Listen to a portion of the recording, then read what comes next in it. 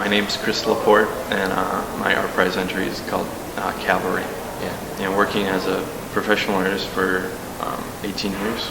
I have a caricature and portrait business that supports pays the mortgage, but I also do my own fine artwork, and recently have gotten back into doing more ambitious artwork.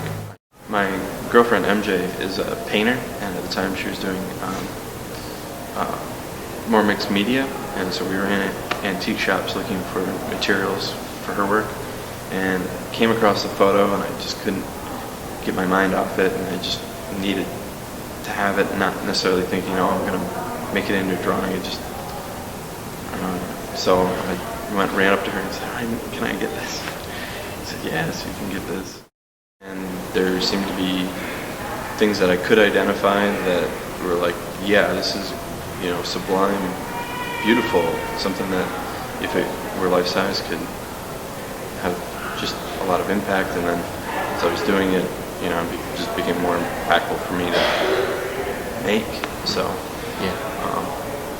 the composition, it kind of reads a bit like a musical scale. The guys can be looked at as notes, and the organization in a certain way could be like music. How different they were in age, and how different they were in, their expression, and how they, almost seemed to respond to having their picture taken. Provide just an awesome opportunity to get a variety within the organization. It was a bit disappointing to hear that the technical merit of the work was as far as some people went in entering the piece. It felt like akin to when maybe an artist hears something along the lines of, well, my 4-year-old could do that. Because then, that person doesn't go any further to ask questions about why it was done this way or that way. But oddly or ironically, it seemed like it was on the other end, where if something is technically sound or has displayed skill, then therefore it wouldn't have anything behind it. And I guess I would invite anyone who felt that way to, I guess, ask some of the critical questions that were posed at the beginning of the discourse, as far as advantageous ways to critique, such as, well, why is it the size that it is? Why are the materials the way they are? And how is the process, developed that relate to the content? So all those choices I made were in support of trying to give life to these definitely dead guys, but who were at one point alive.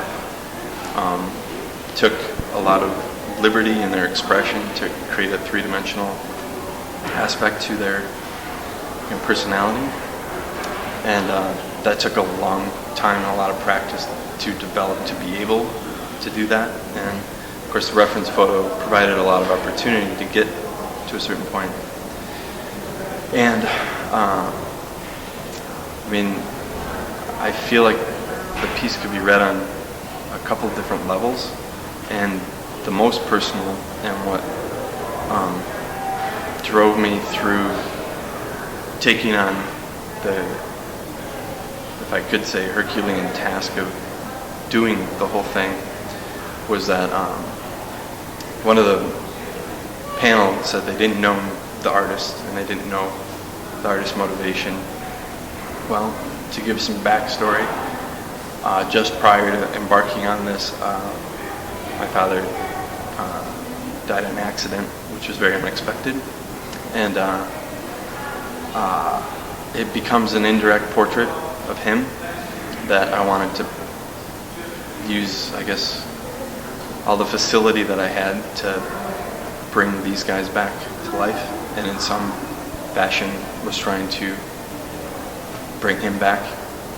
And if you need that back story, to look at the content of the piece. I would invite anyone back to the piece and look at it critically in terms of the choices I made to add life to that, and then I'd be interested to hear those comments.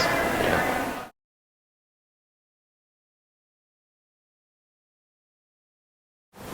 Well, I guess that's more up to them. I don't. People have said really gracious and wonderful and sometimes very personal things, which, you know, at I think the highest level of opportunity for any event like this, that's it. You know, if there's connectivity between, you know, what an artist or, you know, creative person makes and people who, you know, connect with it, and that's it. That's, you know, the stuff. So that's whatever people bring and whatever they find. That's the cool part. Chris LaPorte is the winner of ArtPrize 2010 for Cavalry American Officers 1921. Congratulations, Chris.